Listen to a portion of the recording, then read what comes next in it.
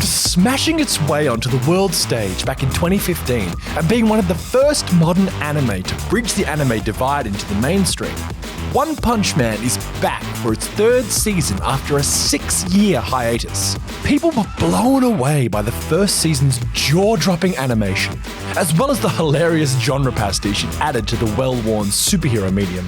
While the second season left many fans feeling disappointed, the long-awaited Season 3 is blasting back onto our screens. Welcome to Gateway to Anime. We help people find the best new anime as well as deep dive into the classics. If that sounds good, hit like and subscribe for more.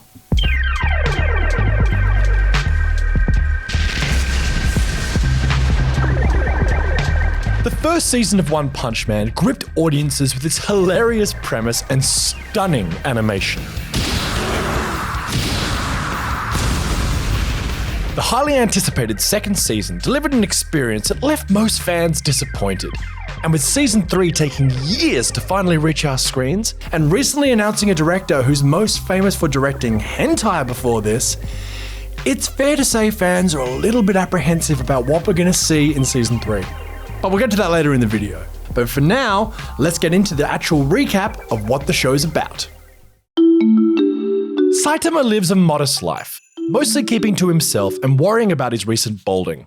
Saitama is a hero for fun, which leads him to defend the city from giant monster attacks, but he mostly leaves that to the other heroes in the official Hero Association.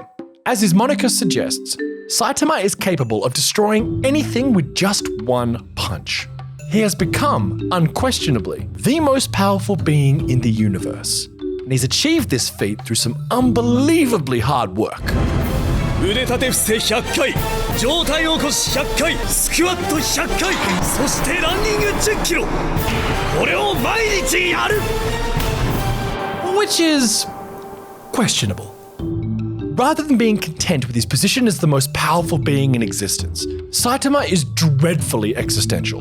With no creature on the planet or beyond able to challenge his ludicrous one-punch ability, he's much more concerned with the quotidian aspects of life, like the specials at the grocery store and sales on fresh produce.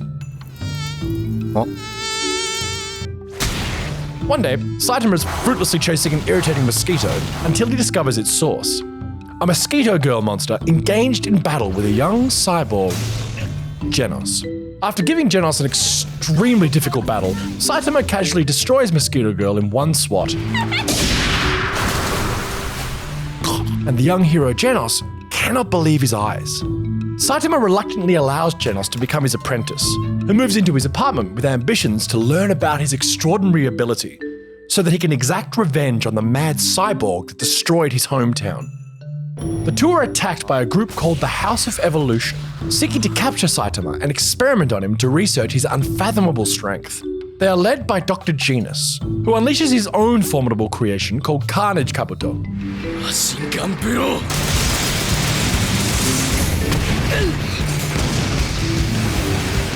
Genos gets absolutely wrecked by this creature, which soon becomes tradition over the course of the show. But of course, Saitama destroys him and most of the facility with just one punch. When the Hero Association survey the scene, they attribute the extraordinary feats to Genos, rather than the unassuming Saitama. Frustrated by this, and encouraged by Genos to gain recognition for his remarkable strength, Saitama and Genos decide to register themselves for the Hero Association. In order to register for the Hero Association, they must first complete a written and physical exam to determine their power levels and assign them a class. Ranked from C class to S class, the Hero Association matches heroes with attacking monsters based on their power levels. The monsters are categorized from least to most dangerous as Wolf, Tiger, Demon, Dragon, and God classes.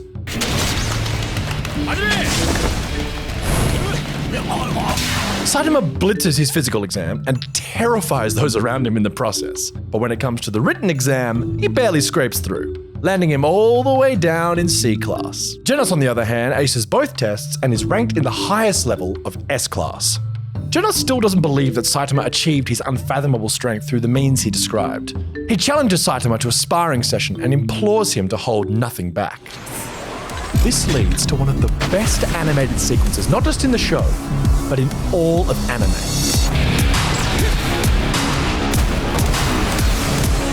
Arafumi Umai, who would later be responsible for the legendary Levi vs. Beast Titan sequence in Attack on Titan, animated this fight, and it is still just as phenomenal now as it was then.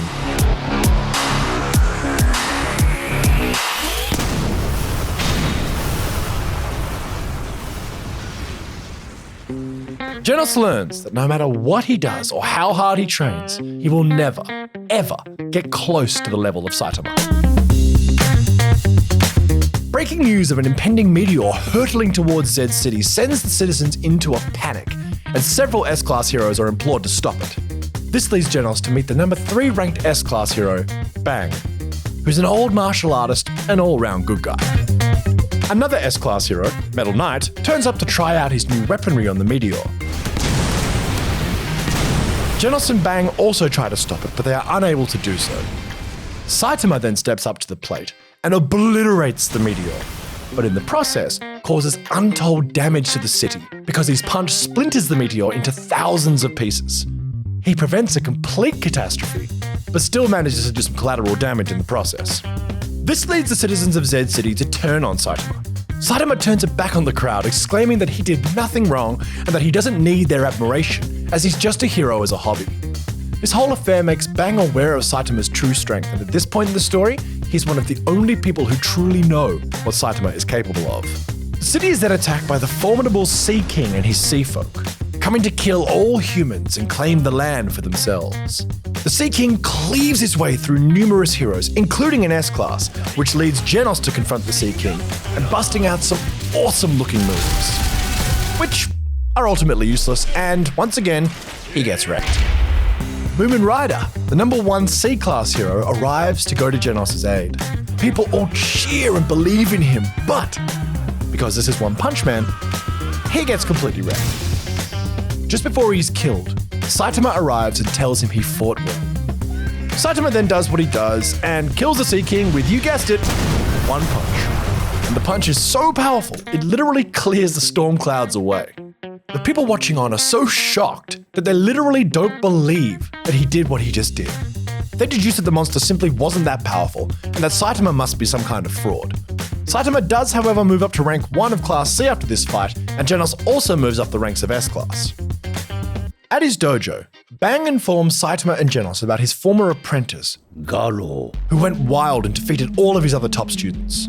Suddenly, a Hero Association staff member arrives and informs the heroes that an emergency has been declared and all S-Class heroes have been summoned to a meeting. A fortune teller with a 100% success rate has predicted that the Earth is doomed in the next 6 months. As the top heroes are gathered, a giant alien spaceship arrives and attacks the headquarters in the city. While the group of heroes struggle to fight off the invading aliens, Saitama boards the ship and lays waste to any alien unfortunate enough to cross his path. Finally, he arrives at the throne room where Lord Boros is awaiting. Boros scans him for power, declaring Saitama is Earth's strongest warrior with limitless energy. Now, respecting Saitama, Boros informs Saitama that a prophecy by an alien seer brought him, the dominator of the universe, to Earth. Annoyed by all his talk, Saitama punches Boros. Surprisingly, the alien survives the punch, and the armor used to seal in his immense power breaks apart, with his true form emerging. Boros unleashes all of his power and looks to be getting on top of Saitama. He even punches him to the moon. This causes Saitama to use his ultimate move, Serious Normal Punch, which is so powerful it completely obliterates Boros and parts the clouds across the Earth.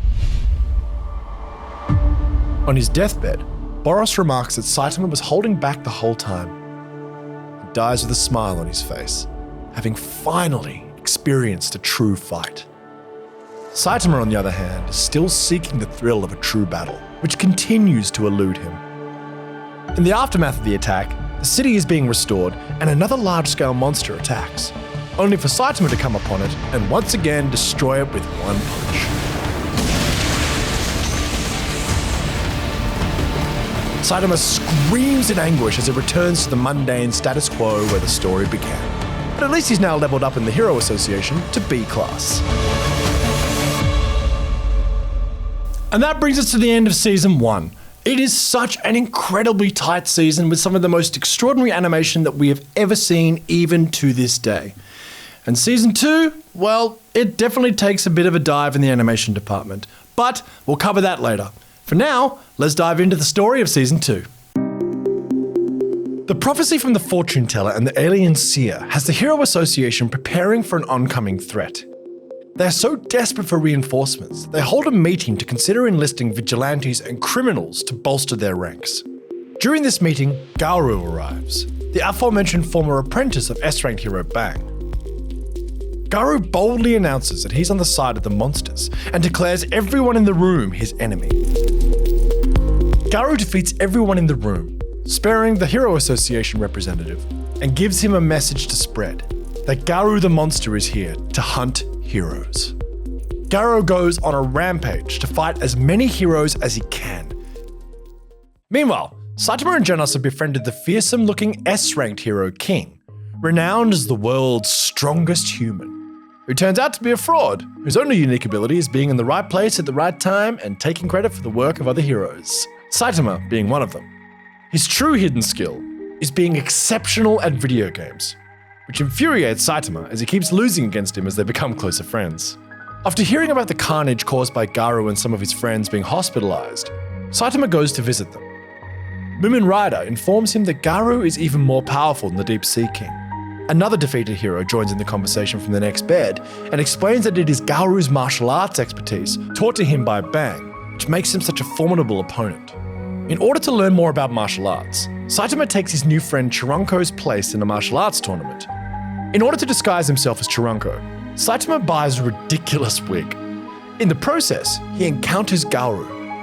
Garou attempts to strike Saitama down, with no effect, whereas Saitama effortlessly renders him unconscious with a single chop. Once again, Saitama misses out on the credit as Garou can't remember a thing of the encounter. Garou continues his hunting of heroes till he eventually is approached by two monsters, who invite him to join the Monster Association. The monsters are organizing themselves in response to the Hero Association. The goal of the Monster Association is to draw all of the heroes into one all-out battle for the ages. But Garou refuses to join them, preferring to march to the beat of his own drum. Back at the martial arts tournament, Saitama fights his way through disguised as Chironko with his ridiculous wig. He spends most of his time trying to keep his wig on, as he'll be disqualified if he's discovered for impersonating another fighter. Eventually the wig comes off in the final match against a fighter named Suiyu, who, whilst being incredibly powerful and dashingly handsome, is stupendously vain, selfish, and decries anyone who he thinks would be stupid enough to be a hero. Saitama is disqualified and runs away so they can't find him, and leaving Suiyu as the winner by default. During the victory ceremony, the arena is suddenly attacked by numerous monsters, one of which being the incredibly powerful dragon-level monster, Kuketsu. Kuketsu demands that those present must join the Monster Association and eat some monster cells which will boost their power and transform them into monsters, just like he has done himself.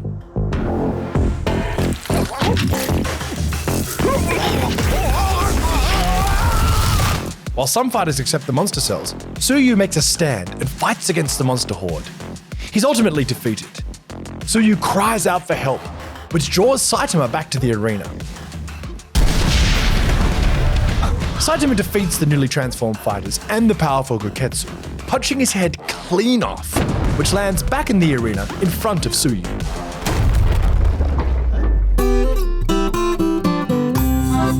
Later, Garou encounters King and Saitama on the street, where he immediately attacks King. Saitama kicks Garou into a concrete wall, knocking him unconscious again. Saitama casually mentions to King that there's meant to be a hero hunter around, and he can't wait to run into him. Garou wakes up from Saitama's kick and is drawn into an ambush by an assembly of heroes, leading to an epic battle where Garou gains multiple power-ups and defeats them systematically. He declares that after this fight, he will have defeated 100 heroes. Genos then returns with some cyborg upgrades, taking on Garou in an incredibly evenly matched fight. Garou is then reinforced by monsters from the Monster Association, and Genos is reinforced by Garou's old master Bang and his brother Bomb. Garou ends up facing off against all three S-Class heroes, as his life flashes before his eyes. Suddenly, Phoenix Man, a high-ranked monster from the association, appears and rescues Garou from what would have most likely been a certain defeat. Phoenix Man whisks him off to the Monster Association lair to meet the king of the monsters. Phoenix Man then summons Elder Centipede, a legendary dragon-level monster, to take on the remaining heroes. The heroes fight valiantly against the fearsome creature, but it becomes apparent that they're no match for it. Saitama arrives with King in the nick of time. King acts as a decoy, allowing Saitama to disintegrate the centipede with, you guessed it, one punch.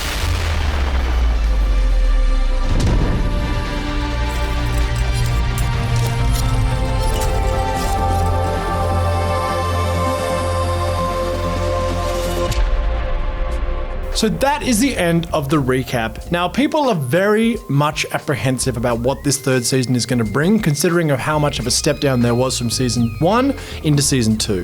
One Punch Man has had a pretty bumpy road on the production side of things. So let me explain a little bit about why and how that's happened. First season of the One Punch Man anime truly was a unicorn, both in its production and its wide-reaching appeal. The strong concept and tone of the original source material attracted artist Yasuki Murata to elevate the original webcomic into a full-fledged manga, which in turn attracted anime director Shingo Natsume to spearhead an anime adaptation with the legendary Madhouse Studio. It was this passion for the source material that led Natsume to pull together a dream team of animators to deliver what is still to this day one of the most mind-blowing seasons of anime we've ever seen. Fans are a bit apprehensive when it was announced that Madhouse would not be producing the second season. Instead, that honour fell to JC's staff, who aren't a bad company by any means, but unfortunately, they certainly were never going to reach the heights of Shingo Natsume's hand-picked Avengers-level team of anime royalty. JC staff will once again be helming this season, so I'm afraid we cannot expect season 1 levels of quality. The very late stage announcement of a relatively inexperienced director, most famous for making hentai before this, has not assuaged the fandom's concerns over the upcoming season.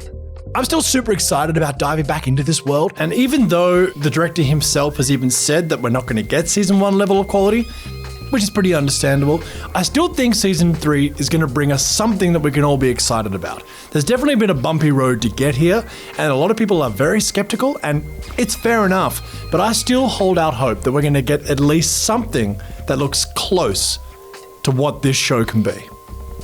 Thanks so much for watching. We'll see you next time.